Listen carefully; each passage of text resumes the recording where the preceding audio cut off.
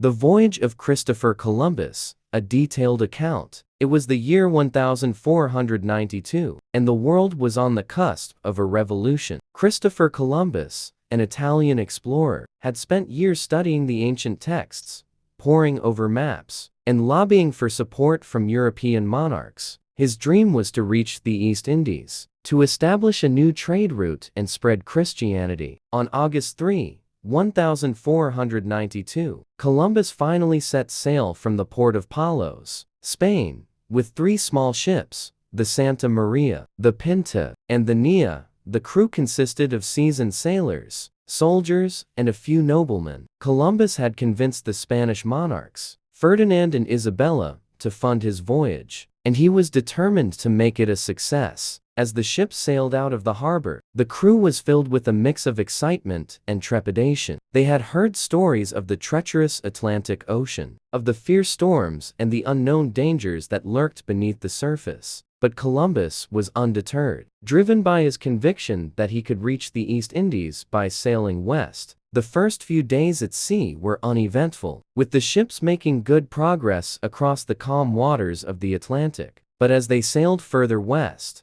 the crew began to encounter signs of trouble. The winds picked up, the waves grew rougher, and the ships were tossed about like toys. On September 1, 1492, the crew spotted a school of dolphins playing in the waves alongside the ships. It was a good omen, and the crew took heart, believing that they were on the right course. But as the days passed, the weather grew worse, and the crew began to doubt Columbus's navigation. On October 10, 1492, the crew of the Pinta spotted a piece of driftwood floating in the water. It was a sign that they were approaching land, and the crew's spirits lifted. 2 days later, on October 12, 1492, Columbus spotted the island of Guanahani in the Bahamas, and the crew cheered as they dropped anchor in the calm waters of the Caribbean. Columbus and his crew spent several weeks exploring the islands of the Bahamas, marveling at the beauty of the tropical landscapes and the friendliness of the indigenous people. They traded goods, learned new languages, and spread Christianity to the native populations. But as the weeks passed, Columbus began to realize that he was not in the East Indies as he had believed. Instead, he had stumbled upon a new and uncharted land, a land that would come to be known as America. Columbus and his crew returned to Spain on March 15,